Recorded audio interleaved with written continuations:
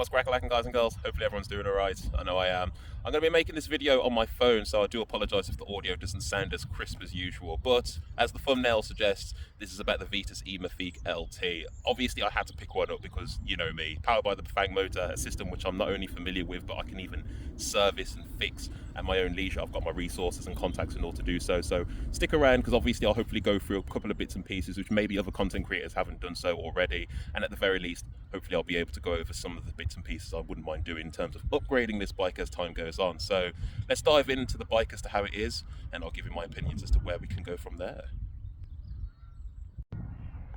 Okay, so as you can see, this is the Vitus E-Mythique LT. This is the VR version. It has been upgraded slightly, but to be fair, the upgrades, they will obviously continue throughout my ownership. So traditionally, the VR version, this comes with 160 millimeters of travel out back with 160 up front, courtesy of a Suntour Xeron fork, hence the reason why I'm running the Manitou Mesa fork up front. This fork allows me to go between 160, 170 and even 180, so each time I do so, the head tube angle does slacken, and so does the seat tube angle. I'll leave a link in the description for you to obviously go through the geometry of the bike, just so you can tell the difference between a 160 and 170 setup. There's 4 frame sizes to pick from between small, medium, large and extra large. The bike in front of you, this is an extra large, and I'm a rider of 6'3".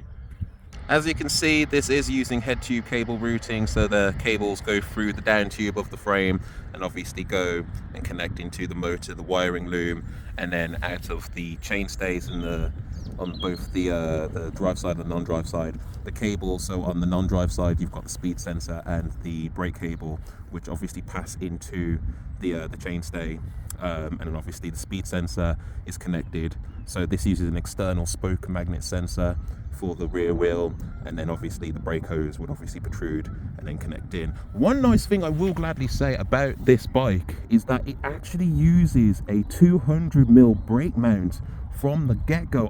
I'm so happy over that. Like, this is the first e-bike I've seen with that. Most e-bikes which I build up tend to be 180, and then you have to put a 20mm adapter so you can run a 200 to 203, but out of the box, 200. Like, well done, Vitus. You know, it's little things like that which, for someone who builds e-bikes, I'll call out, I'll notice, and I'll gladly spread the word. So again, thumbs up to yourselves, Vitus.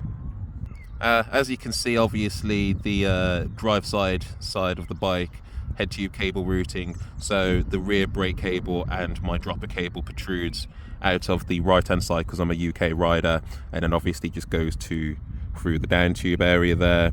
Obviously the wiring loom, that's on the non-drive side, and then as you can see, we can see the motor area there, and then the gear cable protrudes out of there into the chainstay, protrudes from the upper of the chainstay, and then connects in. This bike does use the SRAM universal derailleur hanger, just in case if people didn't know. So this bike came stock with a 170mm dropper seat post. As you can see, I have inched it out of the frame a bit. The intention will be for me to put a longer dropper seat post in here, maybe a 200 to 210. I'll see what's available, and obviously I'll go from there. Obviously there's no seat post or seat tube obstructions for the frame. The cable routing would literally be, it goes down the seat tube, out, and then up. So as you can see, this is the rear end of the bike, ladies and gentlemen. You'll note that there's no seat stay bridge in relation to this bike. I think that's the same in relation to the Vitus E-Summits, if I'm not mistaken. And incidentally, my CEF50, that doesn't use seat stay bridges either.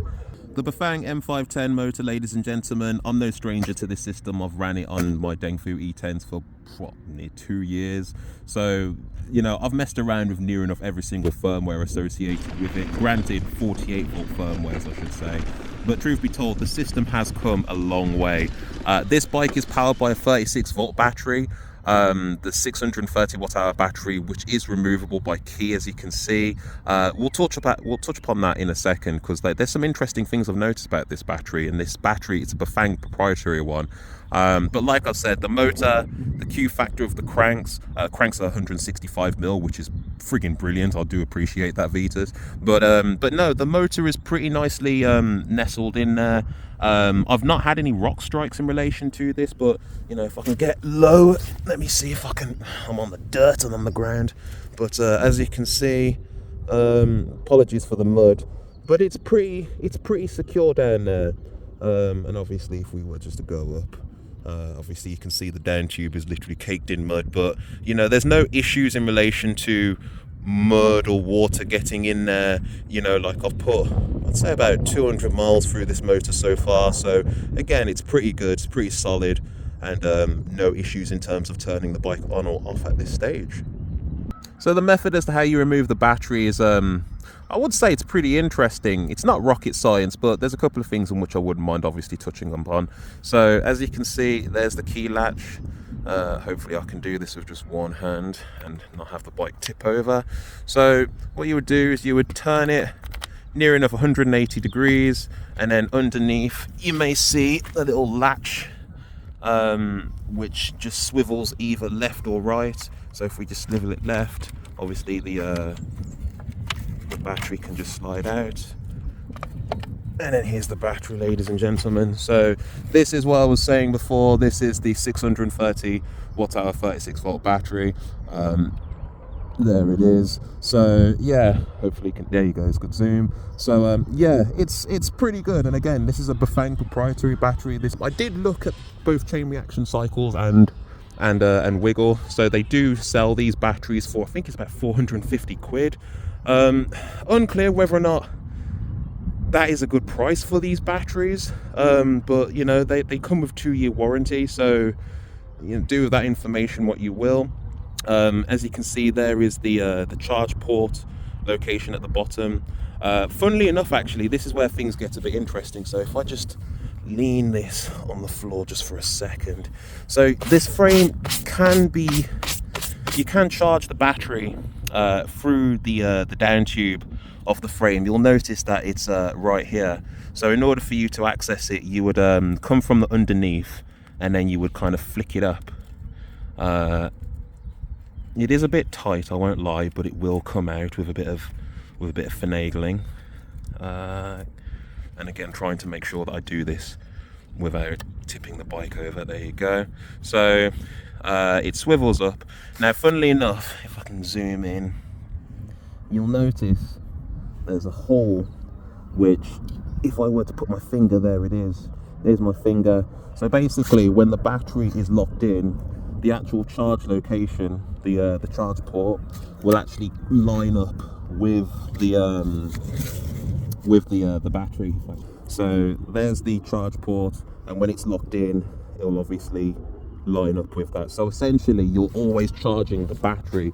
You're not charging through a dedicated cable or port which goes or connects into the lower mount. So again, it's always charging through the battery. So of course it's always going to be going directly in, if that makes sense. The battery does have a button on it, so of course if you press it, it does allow you to see what the state of charge is. I appreciate that the camera's probably not picking it up, but a good state of charge, it would signal a blue light, and then if it's midway, then it will be a green light, and then when you're running near empty, then it will be a red light. I don't have a prediction as to the range of the battery as of yet. I'll talk about the reason why, but stick around, because obviously I will be doing one of those in due course. Obviously securing the battery is again, it's not rocket science. It's pretty simple. So there you go, connects in, and you'll hear like a satisfying click when you do connect it in, if you heard that. And then when you've connected it in, again, turn the key back to 180 degrees, and then you can remove it. Oh no, you don't. Okay, there you go. The operations of the bike are pretty simple, ladies and gentlemen. I mean, again, it's using, this is technically known as the Bafang DPC245 DIsplay. It is funny, there is a newer 245 display, and the newer one actually has the provisions for you to connect to the Bafang Go Plus app. This display doesn't allow that. But that will be one of the upgrades I'll be making to this bike. Hopefully, if Vitus were to release this bike again in the future, they'll think about implementing that. But just for reference, this bike uses 5 levels of assist. When you turn the bike on, it will always come or start in eco mode. there's nothing new about that. That's Bafang systems for you. Again, you've got your switch on the left hand side. I've obviously got it nestled between my brake mount and my dropper lever, but that's just because of the cockpit setup as to the stock configuration of the bike. You've got 5 levels of assist. So you've got Eco, which it starts off with, then Eco Plus. T stands for trail on this bike. Then you've got Boost, B stands for boost, and then R stands for race. Race gives you the full power of the motor in, well, no. It gives you the highest level of assist. It technically doesn't give you full power. We'll talk about that in a second, but this is what is considered the highest level of assist.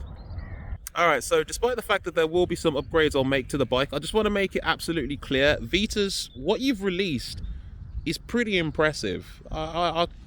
I can't knock it. There's a couple of things in which I wouldn't mind doing to the bike, and I won't lie, it's not going to be just component wise, like, you know, the Bafang motor I will have to tune just for my own personal liking. But again, Vitus, if you find this video, you've done an amazing job, and you know, I give you respect. I will give you respect. But like I said, I'll go through what I'm going to do to the bike, and then we'll go from there. Okay, so we'll start with the front of the bike, and then we'll go to the rear in relation to some of the upgrades I'll be making.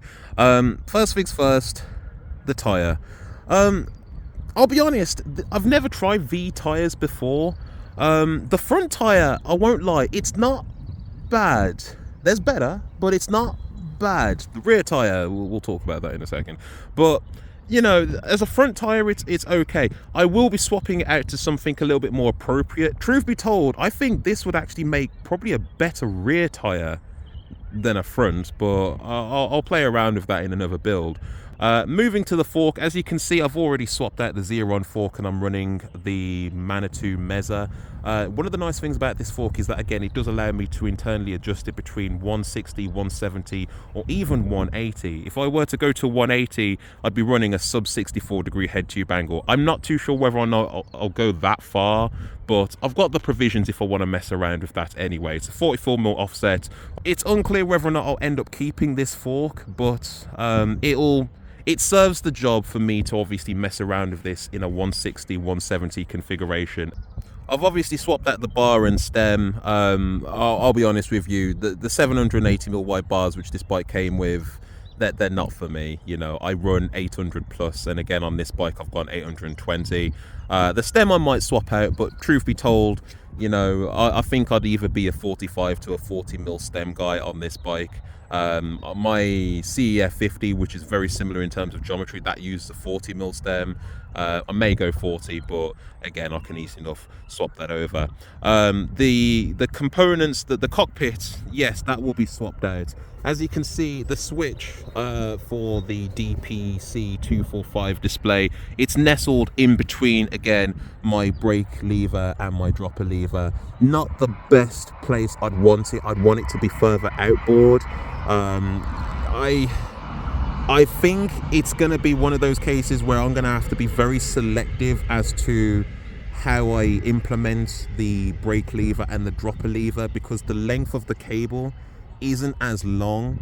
So unless I use like SRAM Matchmaker or Shimano iSpec 2, I'm going to be forced to probably run it inboard unless I find that real good sweet spot in terms of really getting things inboard for me to have the switch outboard, if that makes sense. But keep a watchful eye. Obviously I'll experiment, and again, I am the kind of rider to go 800 and plus. So if you're someone who's riding a small, medium and a large, and you can ride 780mm wide bars, you probably don't need to go down that road. But again, brakes and the dropper lever, they will be swapped out. And as for the drivetrain, like I said, I'm going to swap that out. So when I swap it out, then I'll obviously assess as to what kind of mounting position I want in relation to the shifter as well. And then obviously we do come on to the display, ladies and gentlemen. Now the funny thing is that the actual switch itself, provided I can actually run it fur outboard, that I can keep. But the actual main display itself, because there is a newer variant, the DP245.3, which uses the Bafang Plus app, that is something I wouldn't mind having for this bike. I mean, just for reference, my CEF 50, that uses that same display, and I can use the Bafang Go Plus app. Some of you may not even realize what the Bafang Go Plus app allows you to do. The best way I can describe it is, think of it no different from the Shimano Headtube app or the specialized, I don't want to say Mission Control because I think they've now used a different app now. I think it's literally called Specialized, but it allows you customization and tunability regarding the Bafang motor, ladies and gentlemen, on the fly. So you can raise the output of the motor or decrease it.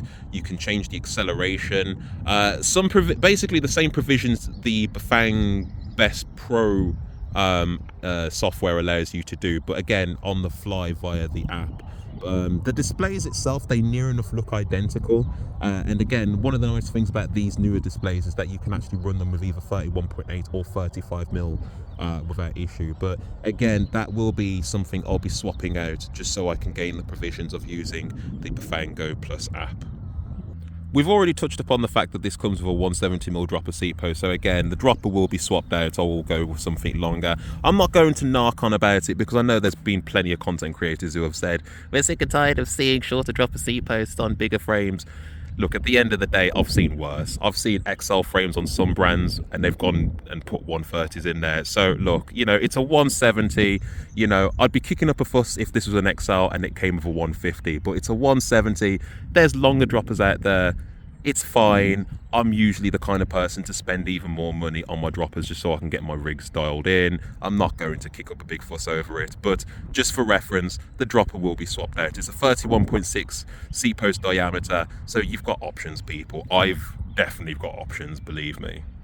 The rear shock, truth be told, it's okay. It doesn't offer the greatest amount of tunability, so it is one of those shocks where you have to kind of get that set and forget kind of feel. But at the same time, again, the kinematic is pretty decent. But I won't lie to you, yes, there is a rear shock in mind. I wouldn't mind playing around with this frame.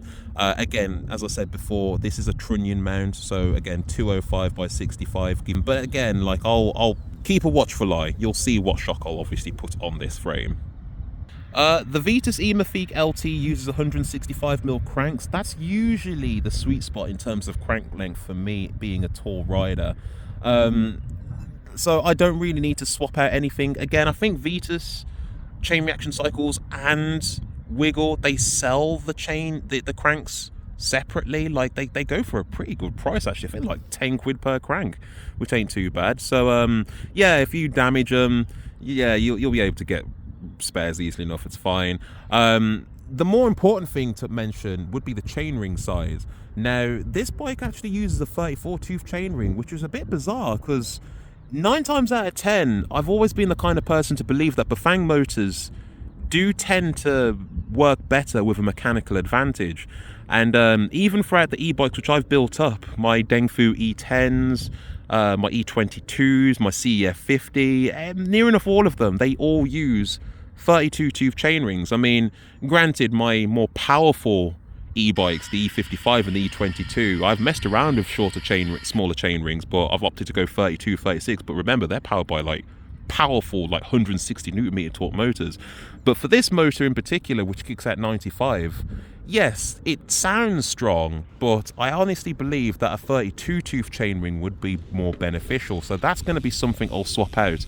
And notwithstanding, like, you speak with any person who's used the Bafang systems, they'll always say that there's weight savings to be had in relation to going with a different chainring, because I think that steel chainring adds a lot of weight to the bike. So again, I'll swap out the chainring to a 32 tooth. It probably will have an adverse effect in relation to the kinematics of the frame. And then of course we move on to the rear of the bike, ladies and gentlemen, which would be the cassette and the derailleur. Being honest with you, I mean, the actual wheel it uses, the WTB STI 30s, these use a Shimano HG3 hub, made evidently clear by the fact that this has an 11 tooth small cog. Usually when you see like XD drivers and microspline, it goes from 9 and 10. So again, like, I'm not saying that you're limited as to the options you can use in terms of cassettes. You can run 12 speed. I will be using 12 speed on this, I won't lie to you.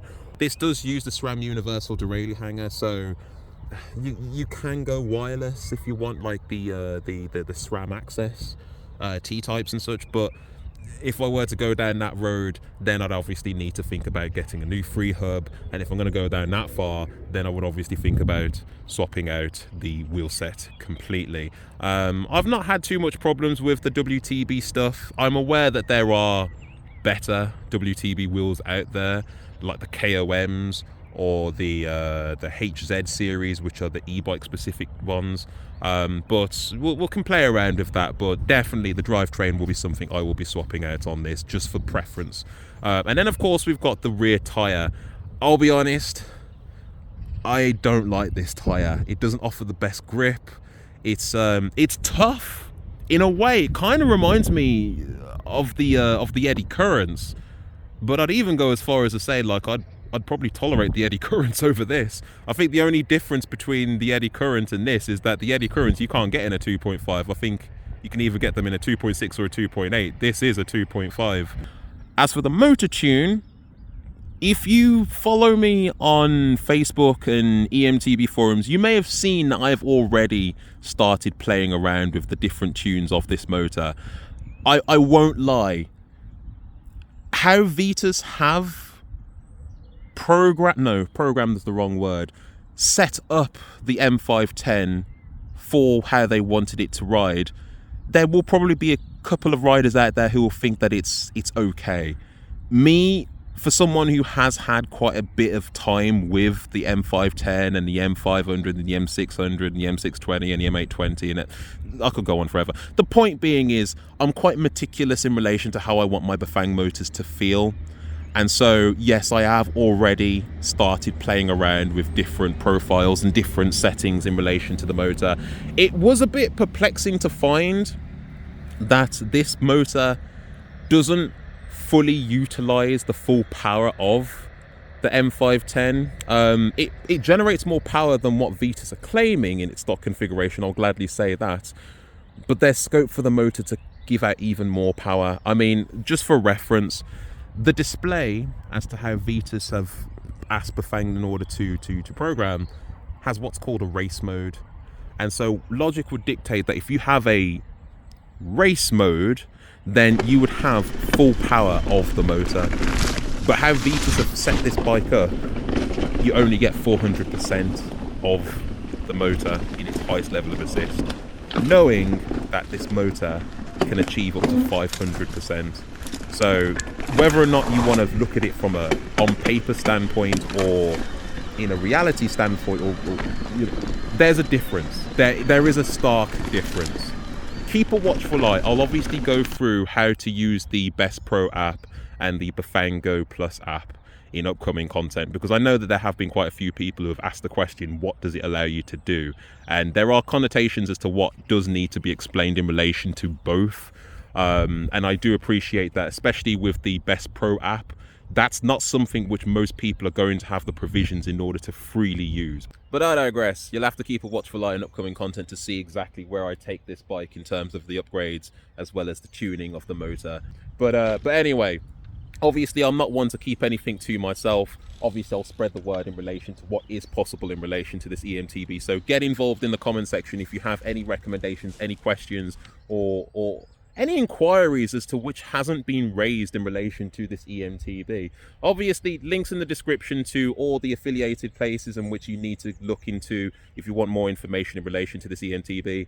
You know, at the end of the day, from an owner's perspective, plenty to look forward to. But I digress. Vitus, well done. And I'll leave it here. So until the next time, guys and girls, take it easy, stay safe, peace with the journey, #FABT, and I'll catch you in the next one. Peace out.